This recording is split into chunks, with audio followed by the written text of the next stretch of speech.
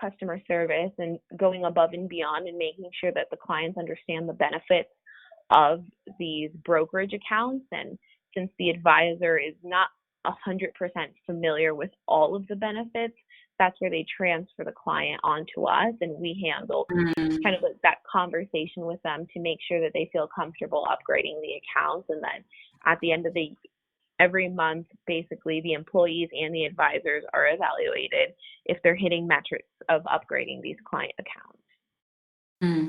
And do you think that has improved client retention, this particular Yeah. layer?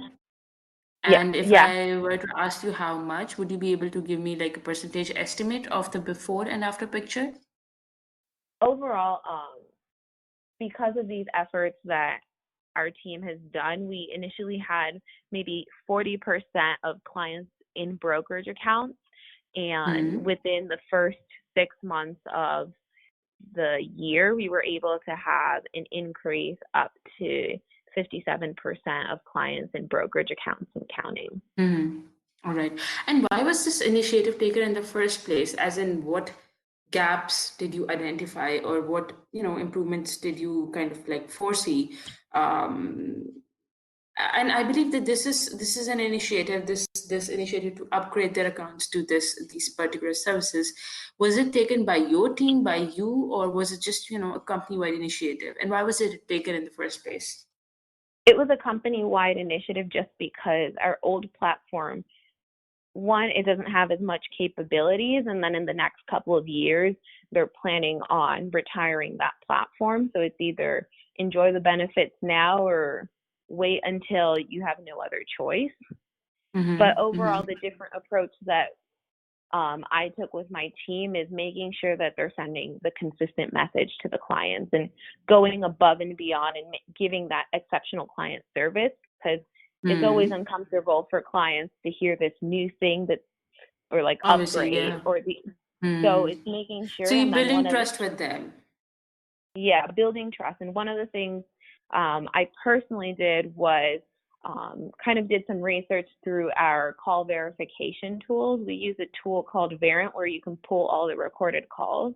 And I listened to calls on different members of my team and kind of identified what were some opportunities that how could we improve the positioning or the customer experience. And with that, I was able to kind of coach them to better our product. So you were able to account. Build a training infrastructure for them based on those opportunities. All right, that makes sense. So you were able to kind of like structurize the upselling process for them. Yeah. And that helped improve the client retention rate from 40% to 57% in this particular aspect for this brokerage. All right, that's a great aspect. So any other specific strategies that you used for this? So this, like you mentioned, exploring opportunities by listening to calls. Anything else that you kind of like employed to build this client trust? Yeah. So another thing that I was able to implement was kind of like an employee resource center, like through SharePoint, that had different frequently like FAQs or some training guides. So that way, if anyone else is onboarded into our department, they didn't have to learn by asking other people. They had like a resource center, so they learn whatever everyone else has learned versus kind of getting some tidbits of knowledge from everyone. All right. And how has that improved the before and after picture? It has overall, it's improved kind of like that new employee overall engagement and their quality metrics, because they're not whether it's like making errors and saying like inaccurate information with clients because they're all getting the same consistent message versus taking time every time you onboard employees to train them on this whole process. All right, that makes sense. Also, what financial service products and kind of like regulation requests do you cater as the advice operation supervisor? I understand that you did mention some, but like an overall level. With resolution requests. Yeah. Yeah, so our resolution services goes mostly with our internal clients, which are advisors. So whenever they make an error accidentally, the system makes an error, or even when our own employees make an error. And that's where I come in and provide kind of like that resolution to partner with like our other business departments to figure out how can we correct it same day. And if we can't do it same day, how quickly can't we do it? All right. And have you kind of like, again, employed any strategies, any particular kind of like support frameworks or strategies to improve the resolution process or to improve this team management? Yeah, so overall, when it comes to problem resolution, the approach I take is always kind of like root cause problem solving with my team. So last year I was trained on kind of like lean methodology.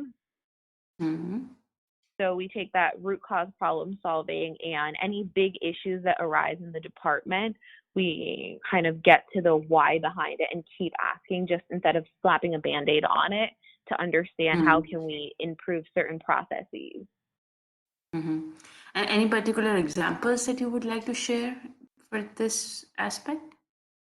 Yeah, so one of the processes was that we have, for when transacting on retirement accounts with financial advisors, our associates have to read this disclosure script about taxes. That's probably a 2-paragraph disclosure, and every financial advisor knows about like the tax disclosures in a retirement account. So that made the call disengaging for advisors and for associates for reading this excruciatingly long paragraph.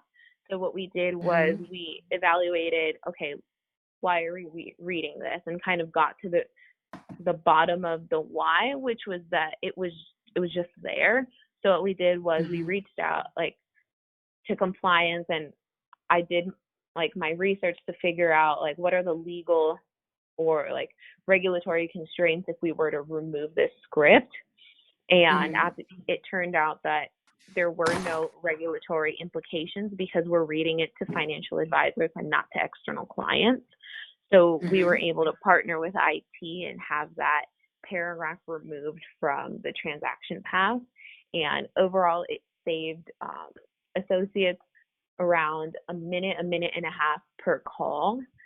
And if you add that to a whole year in a call center volume, it overall saved more time and gave back time to advisors and associates to be able to service advisors and clients. All right, that makes sense. And in terms of the financial service products that you kind of help the advisors with, what are some of the other products that you work with, or work for?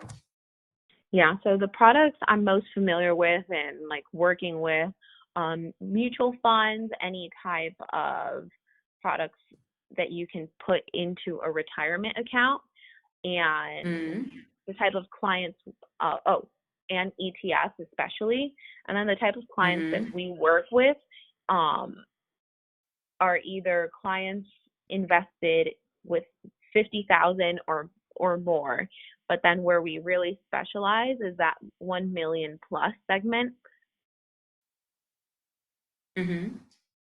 And like with our high net worth clients, we have a higher level of customization. So we have more active funds versus mutual funds. We have some securities in there. So it just depends on the level of the clientele. All right, that makes sense. Also, do you do any type of reporting in terms of like cash balance, performance, asset allocation, etc., etc.? We do I do daily transaction reports. So kind of just pulling out all of the different transactions clients have done in their managed accounts, like whether it's calling the general hotline or something, but those reports are to let the advisor know that money has been moved from those accounts so they can either rebalance or reach out to the client. Employee log-in, log-out reports for performance management. So if people are showing up on time, if people are clocking out on time, and if they're in the different aux codes they have to be in for taking calls. Mm-hmm. And then All right. I'm familiar with Tableau because that's where we use to see like our employee and our team dashboard metrics. So anything that has to do with call quality, like any defects, any trade errors, etc. Mm-hmm. All right. Also, Diana, have you been involved in establishing or maintaining any new business outreach processes? With new business Outreach not processes? not really. Mostly it has been kind of like what I was mentioning from Internal and existing internal. processes. Yeah. All right, I get that. I get that. Also, in terms of like managing or mitigating financial and regulatory risk, I understand that we discussed that briefly just now, but were there any, high risk situations as throughout your tenure as advice operations supervisor? Any particular examples that you would like to share? How effectively did you deal with them? How effectively did you, turn the whole situation around? Any examples, any projects, situations with that? Yeah. So one example is something we used to see like very frequently. Mm-hmm. So when employees are trading into funds or upgrading like share classes for certain funds because they're closed, it needs a supervisor approval to kind of override the system. But Mm-hmm.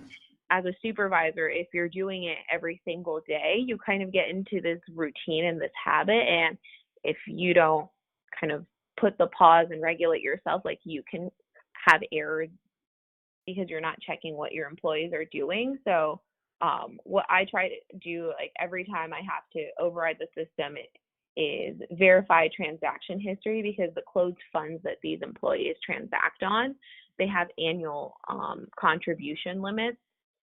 So you have Mm-hmm. to pull like the whole year's transaction history and make sure that the sum of it doesn't surpass that limit because then the client gets billed like a fee for over contributing to a certain closed fund. So that's why like I make sure to kind of look through transaction histories because at the end of the day, if I'm not doing my part and making sure that we're being compliant with those investment limits, it's Mm-hmm. overall going to be a negative experience for the client and that could impact our retention. That's more of like a day-to-day one, but kind of like a high risk situation was that one time an employee made a trade error that was approximately over $300,000. All right. Instead of upgrading the share class from, let's say, from basic to premium, they accidentally Mm-hmm. exchanged it from one fund to another one that's very similar. One is Prime Cap, the other one's Prime Cap Core, so it just changes one word.